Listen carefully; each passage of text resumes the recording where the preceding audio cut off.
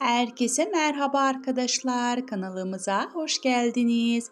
Ünlü oyuncu Güpse Özay bir sergide verdiği repertuarda kızı Can Asya ile ilgili açıklamalarda bulundu.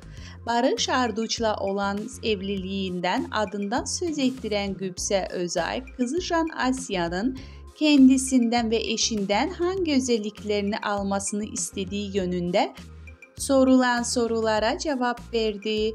Ünlü oyuncu Özay benim çalışkanlığımı alsın, merakımı alsın, müziğimi alsın, hayal gücümü alsın, babasından her şeyini alsın cevabını verdi.